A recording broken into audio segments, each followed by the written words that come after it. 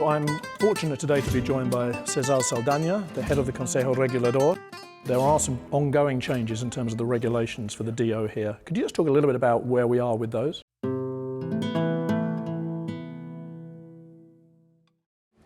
These are wines that once dominated the world and made Jerez and the surrounding towns of the Sherry Triangle some of the richest places on earth.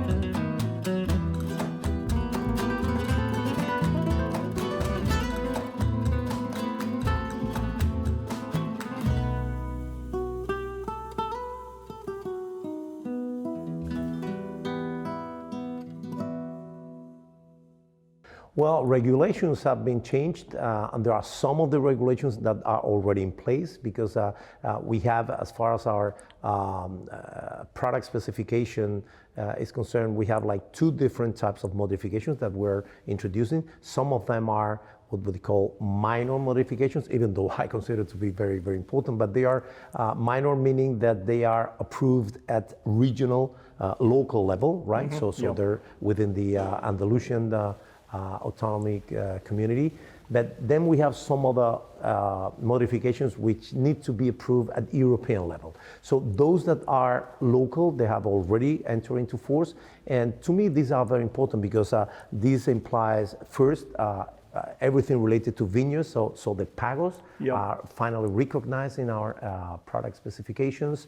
There are new varieties that will be authorized. We're recuperating some of the ancient varieties that were used previously to phylloxera, and that some of them might be particularly interesting in this context of climate change that we're living. So there's a number of changes which are relating to vineyards. There are some other changes that are particularly relating to labeling. We're trying to make labeling more, clearer in terms of, some terms like, for instance, enrama will be clarified.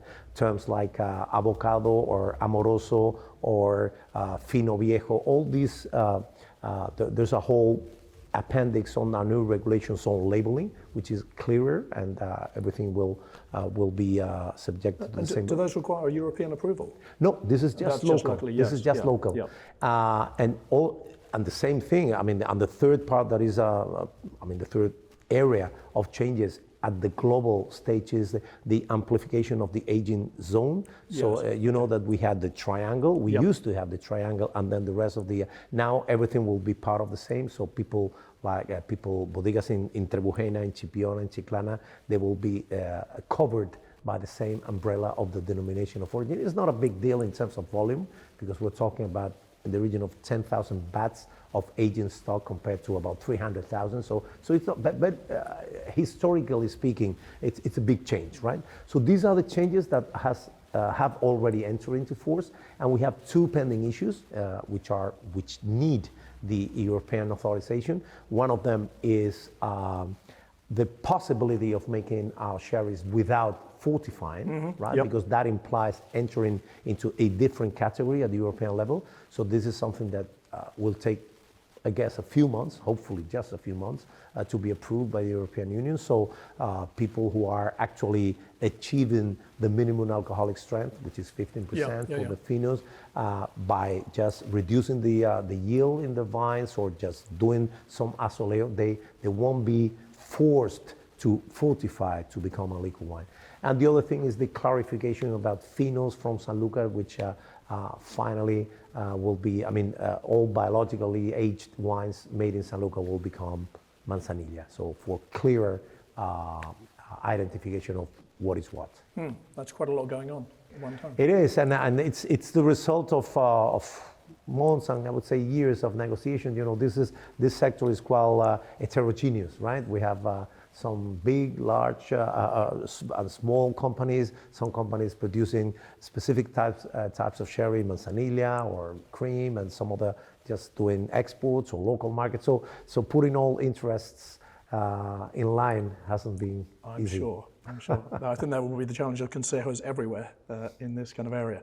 Just one final thing. So we've all got used to talking about the Sherry Triangle. Yeah. So do we have to talk about the Sherry Pentagram or something now? Let's talk about the Sherry Land or Sherry okay, region, we try and forget about the geographic links. That's right. That's great. Well, thanks for that. And one final thing. After many years in the industry, in different roles, finally becoming the Consejo, you've just written a book. Yeah. So maybe tell us a little bit about that. Well, yeah, that's true. I mean, and that's, again, the result of COVID.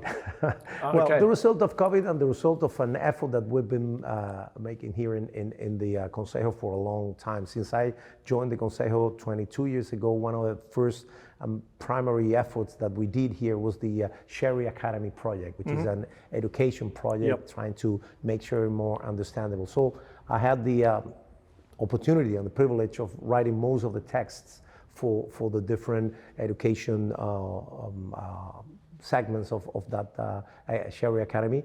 So I basically put that in written, and I found a publisher who was willing to publish. But then because of COVID and the opportunity, I mean, few months at home, and the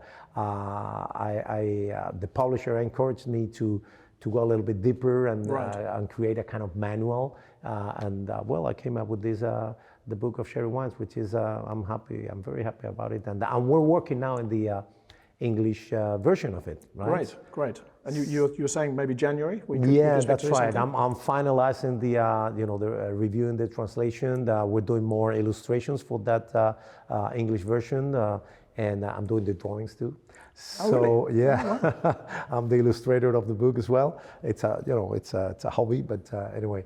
And so hopefully, if everything is going well, by January this will be in the market. Okay, well I think our viewers would be very interested to see that. I'm currently working my way through the Spanish version, but I think by January I won't have finished. So I'm looking forward to the English version coming out as well. So Cesar, thank you so much for your time. My Really pleasure. Thank you.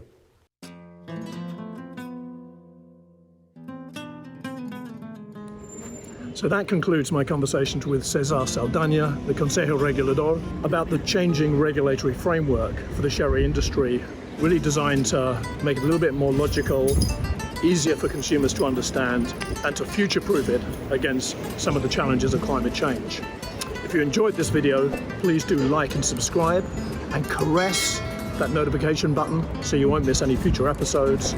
Also, check out my other conversation with Cesar, talking about the overall state of the nation of the industry sometime after COVID. I'll also be checking back with Cesar to see how the regulatory framework's evolving after the harvest this year. So stay tuned.